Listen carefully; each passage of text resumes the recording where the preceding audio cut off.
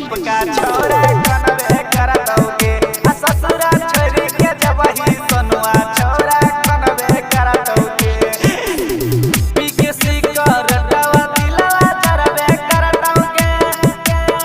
पी के सिगरेटवा दिलवा जरबे करतौगे गे छौरी जरबे करतौगे आ ससुरा छोरी के जबही रोसना छोरा कनवे करतौगे आ ससुरा छोरी के जबही मनुआ छोरा कनवे करतौगे कनवे करतौगे अखन अपने सब सुन रहल छी बिट्टू मलंगिया एंटरटेनमेंट के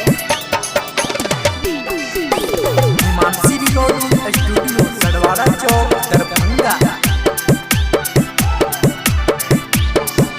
ससुरा छोरी के जबही छोरी के जबही बना के अपना देखा के सपना कैली विश्वास घात के तोरा बिना सुना के पगली कैसे कटतई रात के कैसे कटतई रात के आगे बना के अपना देखा के सपना कैली विश्वास घात के तोरा बिना सुना के पगली कैसे कटतई रात के तोरा याद में दारू गरबा पीबे करतौगे तोरा याद में दारू गरबा पीबे करतौगे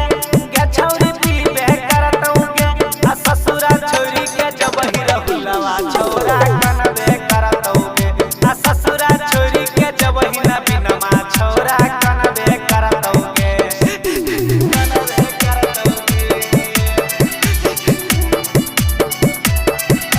अखन अपने सब सुन रहल छी बिट्टू मलंगिया एंटरटेनमेंट के हिमांशी रिकॉर्डिंग स्टूडियो सडवारा चौक दरभंगा। ससुरा छोरी के जबही छोरी के जबही डोले चलते घूमै छी औ गौवा में बन के पागल के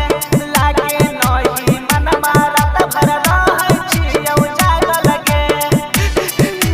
जागल के आगे डोले चलते घूमै छी औ गौवा में बन के पागल के लागे नही मन मारत भर रहै छी औ जागल के मुरली मरसल माजा मरबे करतौगे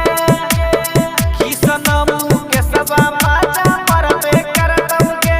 गे छौरी मरबे करतौगे आ ससुरा छोरी के जबही रजवा छोरा कनबे करतौगे आ ससुरा छोरी के जबही मनीषवा छोरा कनबे करतौगे ससुरा में नैका भतरा मनबे करतौगे गे छौरी मनबे करतौगे आ ससुरा छोरी के जबही रूपसवा छोरा कनबे करतौगे